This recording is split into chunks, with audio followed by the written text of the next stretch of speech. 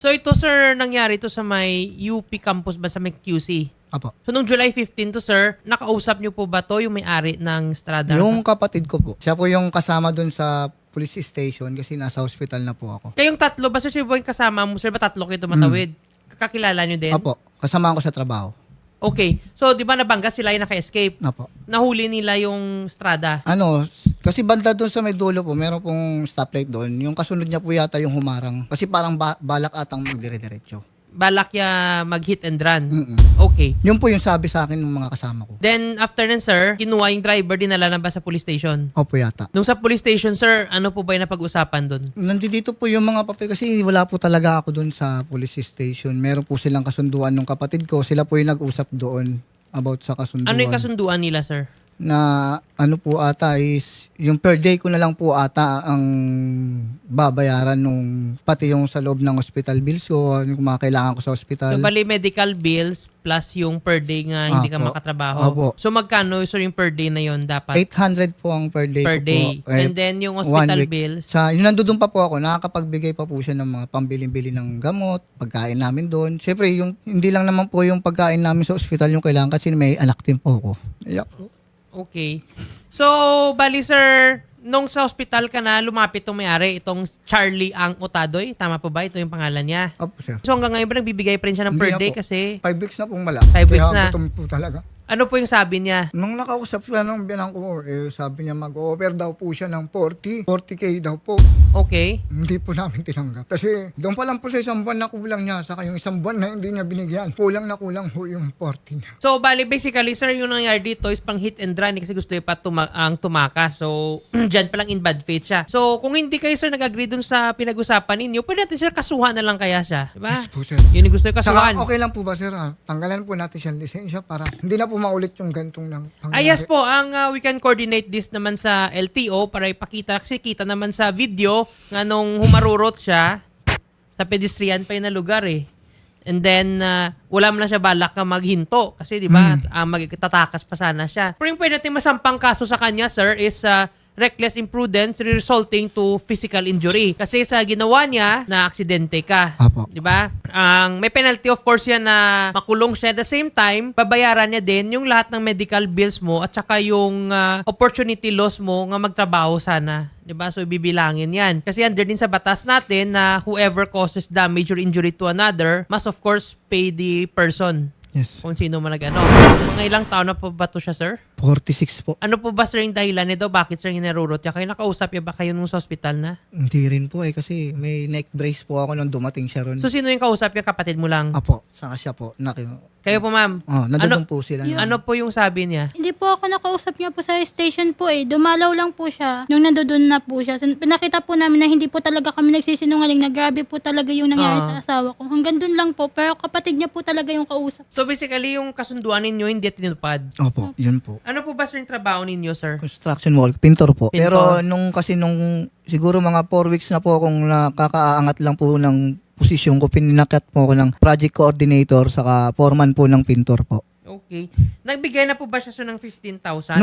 Nung unang-una po yan, yung nasa Yung house- unang-una. Tapos yung mga medical bills mo, binayaran niya ba? Sir, yung doon nga dapat nga magpasalamat siya sa amin kasi yung medical bills namin na umabot ng 158,000, wala ho siyang binayaran doon. Nilakad po ng asawa ko yung PhilHealth ko tapos nilapit pa namin sa malasakit kaya po nag-0-0 balance po. Magandang hapon po sa inyo, Sir Charlie Ang Otadoy. Hello, yes. Opo. Andito po, sir, yung nasagasan ninyo, sir, nung last July 15, Yes si po, Sir John Mark Bagyon. Sir, regarding po sa inyong kasunduan, sir, na una-una, sir, ang hindi nyo doon, sir, natupad. Kasi hindi nyo na nabigay, sir. Yun na, attorney. Nakapagbigay na rin po naman ako sa kanila. Ang laking bagay, hindi naman din kami mayaman. Tinawid lang talaga namin ng pamilya ko yan. Nabaon din kami sa utang. Nawalan din ako ng trabaho. Sabi ko, nag-usap kami ng father-in-law niya na nagbibigay daw ako ng panimula sa kanila. Ngayon, sabi ko, bigyan niyo kami ng time para makahanap ng paraan, para mahanap yung pera na yun, makalikom. So, ginawa namin, nagbenta kami ng personal naming gamit, yung supa namin, mga hayop na pwede namin pagkakitaan. Sabi ko, nakaipon ako ng 40,000. Pwede na ba ito? Yun nga, ang sabi nung father-in-law niya na pag-iisipan daw nila. Ngayon, sir, Ayun na kitang-kita nga po. kasi sa video, sir, nga, nung nabangga mo to, sir, si Sir ang John Mark, ang humarurot ka pa direkta, sir, hindi ka pa huminto. Dumiretso ka pa, kaso may Ayun na nga stoplight po doon. eh. Oh. So, Yun. bali, sir, John, sir, kasi, pag ganyan kasi yung attitude, sir, parang makikita, sir, nga, plano mo pa sana mag-escape ng responsibility. Kaso, naharang ka doon, so, kaya na huli, and kaya napunta kayo sa police station. But then, that time, ang unconscious na si Sir John Mark, kaya yung kapatid niya na babae, yung nakausap ninyo doon.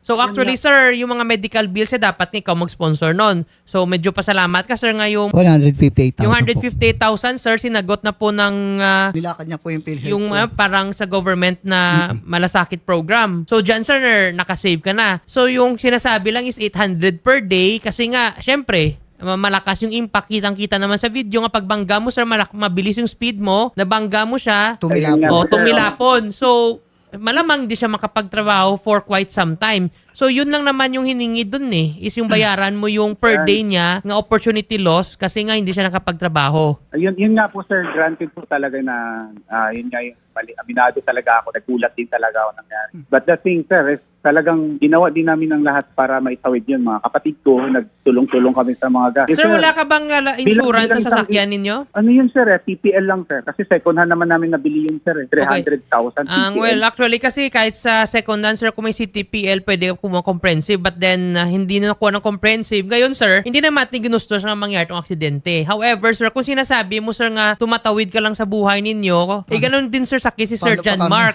May Yun anak nga din po, sir. sila, kailangan Yun- din magtrabaho. yun- Ngayon, sir, wala siyang trabaho. Hindi talaga siya makapagtrabaho kasi nga, ang PWD siya ngayon na imbalido siya dahil nga nabangga mo siya. So, it's either, sir, na kahit ano, sir, sabihin natin, kasi under sa batas, sir, you cause damage and injury sa kanya. So, admit naman talaga sir. yes, Admit. may mali ka Ang- talaga, ang sir. problema. Oo, that's Mali reckless ka talaga. imprudence resulting to physical injury. Ngayon nga, sir, ang sinasabi namin, it's either lang, sir, nga ibigay mo yung kanyang per day kasi nga hindi siya nakapagtrabaho, which is just naman and tama under sa nawalan batas, din- or you would face, sir, criminal charges na reckless imprudence resulting to physical injury. Yan, sir, mas malala. Pag ikaw, sir, nakulong, Ayun nga po, sir. mas Ang mawawalan ka pinaka- ng trabaho. Babayaran mo pa rin siya either way. Yun, sir, pag korte na naghatol, sir, mas mapipilitan kayo, pati yung propriedad ninyo, sir, magagarnish, di ba, malilevy para lang mabayaran. Kaya ito, sir, ito yung way, sir, nga pinapag-usap kayo, simple may hiningi niya, sir, is yung bigay mo yung per day niya, sir, nga opportunity loss, sir, na hindi siya makapagtrabaho. Hindi rin siya kasi siya simple para sa akin kasi kahit saan na kami humanap din ng pera. Ang tanong nga Sir, namin, again, ng sir, pera, yun, sinasabi mo, hindi simple siya maghanap pera. Paano naman si Sir John Mark? Hindi din, sir, simple, sir, makahanap to ng pera. Sigurado, sir, hindi talaga siya, sir, makakatrabaho and hindi siya makahanap ng pera kasi nga invalid siya ngayon, sir, kung isipin mo, sino ba nag-cause, sir, ng injury sa kanya? Kung hindi mo siya binangga, sana, sir, hindi siya naimbalido, nakakapagtrabaho pa siya. Ngayon, sir, the problem that you're facing is caused by your own action because of your recklessness nga pag-drive. Diba? Kaya it's just fair, sir, nga magkano sir hiningi mo nga, sir? 800 lang po per day. 800 per day. Sir, 800 per day. In 30 days, that's only 24,000. Di ba? So, it's Hindi either, siya sir, kaya, bayaran sir, mo siya, kasi sir, 24,000 malaki- monthly or makukulong ka, makasuhan. Kasi, sir, Nabigay, yes. sir, nabigay ko naman na sa kanila nung mga ilang buwan din, sir. Oh, Ilang buwan din ako nagbigay, sir. Yeah, Yun nga po, sir, ano, hindi, sir, yun, sapat. Mo talaga yun. sir, mandatory mo talaga, sir, nga gagawin mo talaga, sir, bigyan sila. Kasi ikaw, sir, yung nag-cause sa kanila ng injury, binangga mo sila Kasi kung hindi mo sila binangga, hindi mo sila sana Hindi nga, sir, binigyan. hindi ko nga- Ngayon, sir, hindi mo pwede, sir, Kaya nga, hintuin sir, lang. gusto ko lang din sa, nag-usap naman kami ng father-in-law nga, sir, na bigyan mo na kami ng time doon sa sinasabi niya ng panimula. Time, isang buwan? Kasi naiipon, Lagpas isang buwan, time? yung... Okay, sir, Ginuto mo pamilya ko ng isang buwan Oh. mahigit, sabi mo time. Sir, may mga expenses dito, sir, yung pamilya ni Sir John Mark Nag-aaral Erica. yung anak ko. Nga, they have to defray their daily expenses and same with you, sir, they are not rich and affluent nga kaya, sir, mag-rolling ng pera. So, on survival din sila, sir, nga kung ano yung kikitain nila per nga, day, yun din ano sa pamilya. Ngayon po, sir, ginawa mo to sa sarili mo kasi when you were just sana naging careful ka sa pagmaneho mo, hindi sana nangyari to. Ngayon, sir, ma-aggravate Sir, pa yan, sir, ano, kasi kung makita sa video, pagbangga mo sa kanya talaga, sir, hindi ka, sir, huminto, tumakas ka Dumiretso pa siya. Yun yung point, sir, nga masabi namin, sir. Pag ito, sir, nakaabot sa LTO, sir, baka ma-perpetually, sir, masuspend pa yung license mo. Hindi ka na talaga makakapag-drive pa. May bad faith ka Wala kang balak tulungan sila in the first place. Gusto mo talaga sana nga maka-escape ka ng responsibilidad. But now you're facing this responsibility and challenges. Ngayon, sir, gawa mo ng paraan paano mo ibigay yung hiningi nila. Otherwise, sir, mapipilitan talaga, Sir John Mark, ilakad to sa legal proceeding, kasuhan ka, sir. mas mabigat talaga, sir, kasi makulong ka na, babayaran mo pa rin. Mapiktuhan pa, sir, yung buhay mo, yung pamilya mo. Dami pa magrabyado. Binabaya. But nevertheless, sir, ganito, mukhang hindi naman siguro sa mabigay to, yung hiningi niyo. Ikaso na lang natin, sir, no? Yes, sir. At least, makasuhan siya ng reckless imprudence resulting to physical injury. Tapos, aggravating pa yung nangyaring wala siyang intention huminto eh. Di ba? And by the way po, nakausap na namin yung LTO po, na yung executive director, na sa meeting lang po si Attorney Greg Pua, na convey na namin nga meron ditong driver nga nakabangga sa inyo, pangalan mo si Charlie Ang Otadoy, para po ma-evaluate po yung nangyari and kung ano man hato, baka po masuspend po yung kanyang LTO Sana nga po. license Sana or po. ano. Kasi it's a form naman, again, no? Parang mga reckless drivers nga namamangga lang. Ma'am, ang regarding po dito, ma'am, sa traffic na incident po nga binangga po ni Sir Charlie Otadoy nga may dalang Mitsubishi Strada. Dalhin lang po lamang ni Sir John Mark lahat ng dokumento nasa kanya, katulad ng medical legal, yung statement niya na nasa kanya po para sa regular file po natin ng physical injury. Reckless imprudence result in physical injury po. Yes, ma'am. Oh. Ang file po natin yan. And then, of course, ang nagsabi din kami sa LTO nga ipa-evaluate po yung nangyari po kasi walang balak doon si Sir Charlie nung time na yung binangga niya, hindi siya uminto. Humarurot pa siya, gusto niya sana mag-escape. So, baka po ipapasuspend yung license.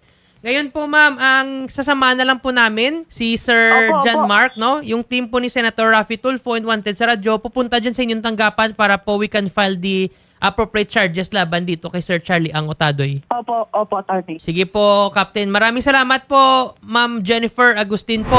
Punta po tayo sa tanggapan po ng PNP doon sa QCPD. Idaan natin po sa batas to. Opo. Sige po. Thank you, ma'am. And ingat po kayo lagi. Salamat Sige po. po.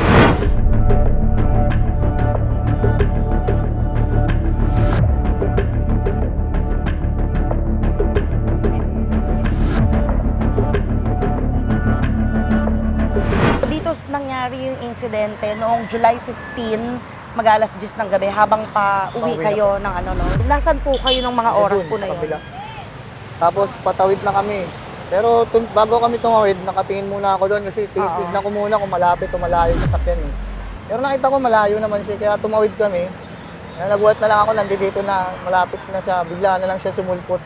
Doon na ako dinampot, sabi, tumalsik ako. Pagdating dito, yung mga dalawa mong kasamahan, Yung isa ay nalalay. nakatawid sila, Apo. tapos ikaw naiwan sa gitna. Doon po, tama? tumalsik Ay, po. tumalsik ka doon sa kabilang ano. So malakas ba yung pagkakasalpok po sa inyo? Ako malakas po yun kasi pumilapan po ako eh.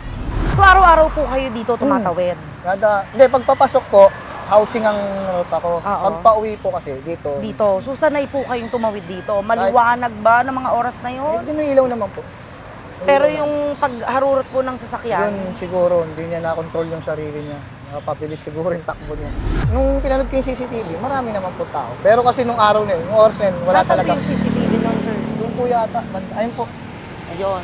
Pero at Dapat saka may meron pedestrian, talaga, dapat slow down. dapat may tao talaga. Dati may nagko-control dito ng ano. Wala ba? Ngayon, Wala. nawala na. Traffic. Sarado na po. Ilang months ka ba sa hospital? Sa buwan may git. Isang buwan din. August 25 ako nakalabas dun eh. Kamusta po yung sitwasyon po ninyo after po na ma-air po kayo sa programa ni Idol Raffy? Okay naman po. Parang na-alerto ho yung taong nakasagasa sa akin. Nakikipag-ugnayan. Kaso nga, attorney na lang po. Nung time na inoferan po kayo ng 40,000 po, no? Tapos ganyan po yung nangyari po sa inyo. Ano po yung naisip po ninyo? Nakakasama ng loob. Kasi, nung pag-offer niya ng 40 is 1 month mahigit na siyang hindi nakakapagbigay. Kung ito-total ko lahat yun, yung 40 parang natitira na lang is 2K na lang. So parang 2K na lang yung bibigay niya. Parang kaya hindi ko po tinanggap. Kaya dumiretso na lang po kami kay Sir Raffy para matulungan kami, ma-actionan. Sa awa naman ng Diyos, na-actionan naman po. Nakapag-settle na po siya ng maayos. Malaking tulong po sa amin.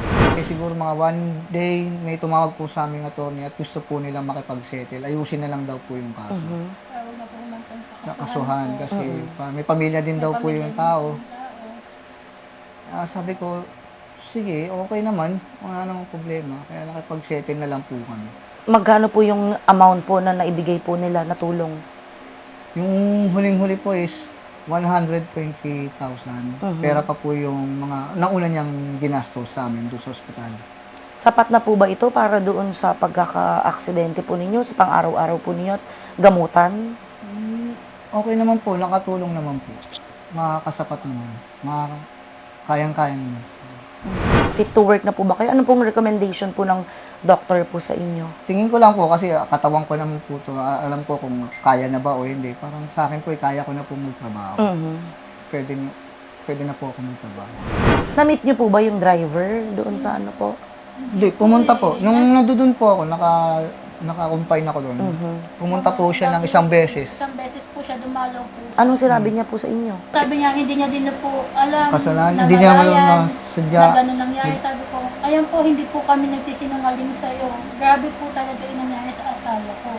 Sabi niya, ang bilis po kasi ng pangyayari. Sabi niya po, hindi ko po tatakbuhan yung responsibilidad ko. Yan naman po, yung nasa ospital po, okay naman po yung pagbibigay niya. Kaya lang po, yung paglabas po sa ospital, doon na po nag-ano. Kaya po, Na-start na. naisabi ko ng mga Na-stress kapatid. na ako.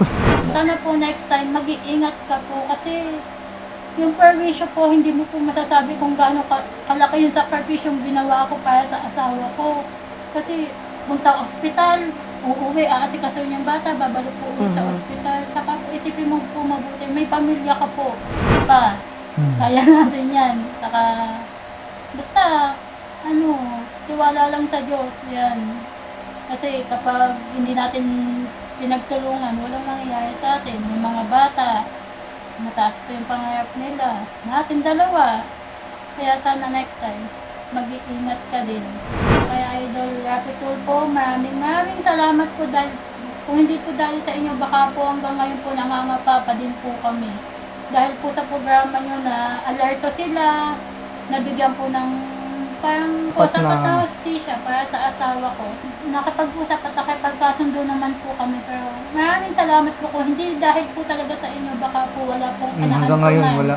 Baka po hanggang po ngayon nangangapa po kami. Umiiyak pa rin po ako sa sama ng loob. Pero dahil po sa inyo, natulungan po kami, nakapagkasundo po kami. Maraming salamat po.